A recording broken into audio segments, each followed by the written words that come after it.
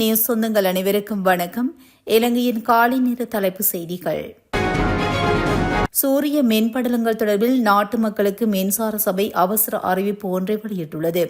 அனைத்து கூரை சூரிய மின்சக்தி படலங்களில் உரிமையாளர்களிடமும் மின்சார சபை இந்த வேண்டுகோளை விடுத்துள்ளது. மின் அமைப்பின் ஸ்திரத்தன்மையை உறுதி செய்யும் நோக்கில் இலங்கை மின்சார சபை வெளியிடும் குறுஞ்செய்தியை கிடைக்கப்பெறும் பட்சத்தில் வீட்டின் கூரைகளில் உள்ள சூரிய மின்படலங்களை செயலிலிருந்து நீக்குமாறு மின்சார சபை கோரியுள்ளது. அவ்வாறு குறுஞ்செய்தி கிடைக்கப்பெறும் சந்தர்ப்பத்தில் பிற்பகல் 3 மணி வரையில் சூரிய மின்படலங்களை செயலிலிருந்து நீக்குமாறு மின்சார சபை வேண்டுகோள் விடுத்துள்ளது. அத்துடன் கடந்த 13ஆம் தேதி முதல் எதிர்வரும் 21ஆம் தேதி வரை கூரைகளில் பொருத்தப்பட்டிருக்கும் சூரிய சக்தி படலங்களை பகல் நேரங்களில் மாலை 3 மணி வரை அணைக்குமாறு கோரிக்கை விடுக்கப்பட்டிருந்தமை குறிப்பிடத்தக்க விடயமாகும். மேலும் நீண்ட விடுமுறை காலத்தில் தேசிய மின்சார தேவையில் ஏற்பட்ட வீழ்ச்சி மற்றும் அதிக சூரிய மின் உற்பத்தி காரணமாக தேசிய மின்சார கட்டமைப்பில் அழுத்தம் ஏற்பட்டுள்ளதனால் இந்த கோரிக்கை விடுக்கப்பட்டுள்ளதாக இலங்கை மின்சார சபை தெரிவித்துள்ளது. உள்ளூராட்சி மன்ற தேர்தலுக்கான வாக்காளர் அட்டைகள் இன்றைய தினம் அஞ்சல் திணைக்களத்திடம் ஒப்படைக்கப்படும் என தேர்தல்கள் ஆணைக்குழு அறிவித்துள்ளது. உள்ளூராட்சி மன்ற தேர்தல் எதிர்வரும் மே மாதம் 6ஆம் தேதி நடைபெறவுள்ளது. இந்த நிலையில் குறித்த தேர்தலுக்கான அஞ்சல் மூல வாக்காளர்களுக்கான வாக்காளர் அட்டைகள் ஏற்கனவே அஞ்சல் திணைக்களங்களுக்கு அனுப்பி வைக்கப்பட்டுள்ளன. இந்நிலையில் சுமார் 250 உள்ளூராட்சி நிறுவனங்களில் திட்டமிடப்பட்டு மே மாதம் 6ஆம் தேதி தேர்தல் நடைபெறும் என தேர்தல்கள் ஆணைக்குழு தெரிவித்துள்ளது. மனித உடலால் உணரக்கூடிய வெப்பநிலை இன்றைய தினம் எச்சரிக்கை மட்டத்துக்கு உயரக்கூடும் என வளிமண்டலவியல் திணைக்களம் எதிர்வு கூறியுள்ளது. அதன்படி வடக்கு, வடமத்திய, வடமேல், மேல், தென் மற்றும் கிழக்கு மாகாணங்களிலும் இரத்தினபுரி மற்றும் மொனராகலை மாவட்டத்திலும் வெப்பநிலை உயரக்கூடும். கண்டி, கேகாலை, மாத்தளை, பதுளை, நுவரெலியா ஆகிய மாவட்டங்களை தவிர்ந்த ஏனைய மாவட்டங்களில் 39 பாகை செல்சியஸ் முதல் 45 பாகை செல்சியஸ் வரை வெப்பநிலை உயரக்கூடும் என வளிமண்டலவியல் திணைக்களம் எதிர்வு கூறியுள்ளது. போலி கடவு சீட்டை பயன்படுத்தி தாய்லாந்துக்கு தப்பி செல்வதற்காக கட்டுநாயக்க விமான நிலையத்துக்கு வந்த முக்கிய சந்தேக நபர் ஒருவர் குற்றப்புலனாய்வு பிரிவு அதிகாரிகளால் கைது செய்யப்பட்டுள்ளார். சமீபத்தில் பூசா சிறைச்சாலையில் ஓய்வு பெற்ற கண்காணிப்பாளரை அவரது வீட்டின் முன் துப்பாக்கிச்சூடு நடத்தி சுட்டுக் கொன்ற சந்தேக நபர் இவ்வாறு கைது செய்யப்பட்டுள்ளார். கட்டுநாயக விமான நிலையத்தின் புறப்பாடு முனையத்தில் வைத்து சந்தேக நபரை கைது செய்ய குற்றப்புலனாய்வு பிரிவு அதிகாரிகள் நடவடிக்கை மேற்கொண்டுள்ளனர். ஆம்பலாங்கொடை பிரதேசத்தை சேர்ந்த 31 வயதான விஜயமுனி லலந்த பிரதிராஜ் குமார தெற்கு பகுதியிலுள்ள ஒழுங்கமைக்கப்பட்ட குற்ற கும்பல் தலைவரான கரந்தனிய சுந்தாவின் பிரதான துப்பாக்கிதாரியும் செயல்படுவதாக போலீசார் விசாரணையில் தெரியவந்துள்ளது. ஏக் நாயக்க முதியன் ஷலாகே லஹிந்து சந்தீப் பண்டார் என்ற போலி பெயரில் தயாரிக்கப்பட்ட கடவுச்சீட்டை பயன்படுத்தி நாட்டை விட்டு தப்பி செல்ல அவர் முயற்சித்துள்ளார். மேலும் காலி மற்றும் ஆம்பலாங்குடை போலீஸ் பிரிவுகளில் ஏராளமான கொலைகள் மற்றும் நிதி மோசடிகளுக்காகவும் அவர் போலீசாரால் தேடப்பட்டு வந்துள்ளார். இந்த நிலையில் சந்தேக நபர் நேற்று காலை 7:50 மணிக்கு தாய்லாந்தின் பேங்காங்குக்கு புறப்படவிருந்த ஸ்ரீலங்கன் ஏர்லைன்ஸ் விமானமான UL 404 மூலம் பயணிப்பதற்காக கட்டுநாயக்க விமான நிலையத்தை வந்தடைந்ததாக தெரிவிக்கப்படுகிறது. பண்டிகை காலத்தில் ஏற்பட்ட பல்வேறு விபத்துகள் காரணமாக கொழும்பு தேசிய வைத்தியசாலையில் அவசர சிகிச்சை பிரிவில் 412 பேர் அனுமதிக்கப்பட்டுள்ளனர்.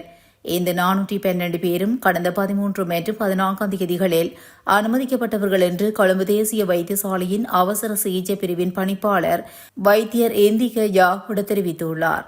இவ்வாறு அனுமதிக்கப்பட்ட 412 பேரில் 60 சிகிச்சை பலனின்றி உயிரிழந்ததாகவும் அவர் குறிப்பிட்டுள்ளார். இதேவேளை குறித்த நோயாளர்களுள் 80 பேர் பல்வேறு அறுவை சிகிச்சைகளுக்கு உட்படுத்தப்பட வேண்டியவர்கள் என்று அவர் தெரிவித்துள்ளார்.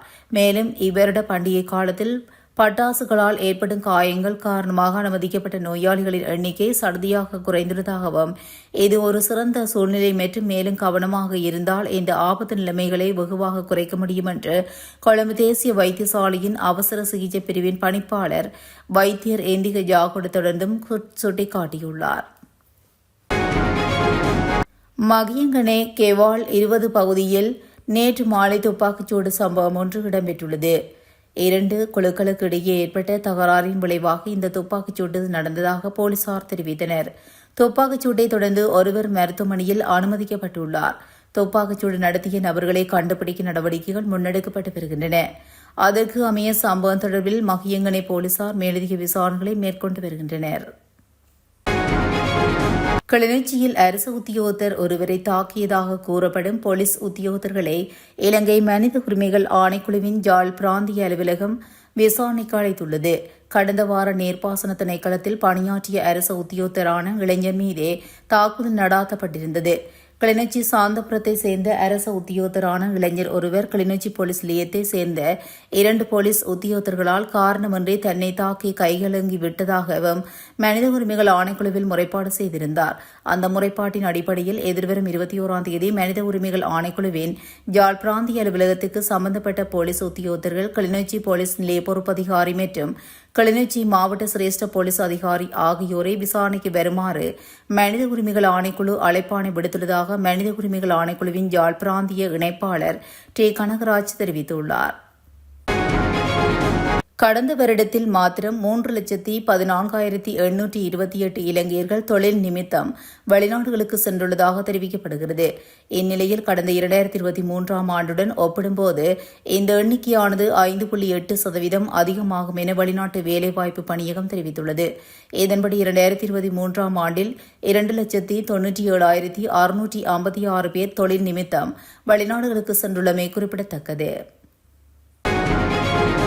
கடவுச்சீட்டு வழங்குவதற்கான ஒருநாள் மற்றும் சாதாரண சேவைகளுக்கான துண்டு சீட்டுகள் வழங்கும் பணிகள் 3 நாட்களுக்கு மட்டுப்படுத்தப்பட்டுள்ளதாக இலங்கை குடிவரவு மற்றும் குடியகல்வு திணைக்களம் தெரிவித்துள்ளது. இன்று மற்றும் நாளைய தினம் ஆகிய நாட்களில் கடவுச்சீட்டு விநியோகம் மட்டுப்படுத்தப்பட்டுள்ளன. இதன்படி இந்த சேவை குறித்த நாட்களில் நண்பகல் 12 மணி வரை மாத்திரம் முன்னெடுக்கப்படும் என குடிவரவு மற்றும் குடியகல்வு திணைக்களம் தெரிவித்துள்ளது. அதே நேரம் ஒருநாள் சேவையின் கீழ் முன்னெடுக்கப்படும் 24 மணி நேர கடவுச்சீட்டு வழங்கும் சேவையானது குறித்த 3 நாட்களிலும் இடம்பெறாது என அந்த திணைக்களம் குறிப்பிட்டுள்ளது. குருணாகலை தாம்புள A6 வீதியில் நேற்று அதிகாலை வேளையில் ஹெப் ஒன்றும் எதிர் திசையில் வந்த முச்சக்கர வண்டி மற்றும் மோட்டார் சைக்கிள் மீது மோதியுள்ளது. விபத்தில் முச்சக்கர வண்டியின் சாரதி பின் இருக்கையில் அமர்ந்திருந்த 2 மற்றும் மோட்டார் சைக்கிள் சாரதி ஆகியோர் காயமடைந்து குருணாகலை வைத்தியசாலையில் அனுமதிக்கப்பட்டுள்ளனர். இந்நிலையில் முச்சக்கர வண்டியின் சாரதியும் பின் இருக்கையில் அமர்ந்திருந்த 1 உயிரிழந்துள்ளனர். உயிரிழந்தவர்கள் கல்கிரியாகம பகுதியைச் சேர்ந்தவர்கள் என்றும் 37 மற்றும் 43 வயதுடையவர்கள் என்றும் போலீசார் தெரிவித்துள்ளனர். விபத்துக்கான காரணம் கேப் வண்டியின் சாரதி கைது செய்யப்பட்டுள்ளதோடு அவர் குடிபோதையில் வாகனம் செலுத்தியமையும் தெரியவந்துள்ளது. இத்துடன் இலங்கையின் காலை நேர தலைப்பு செய்திகள் நிறைவடைகின்றன. தொடர்ந்தும் செய்திகளோடு இணைந்திருக்க கதிரவன் நியூஸுடன் இணைந்திருங்கள். நன்றி, வணக்கம்.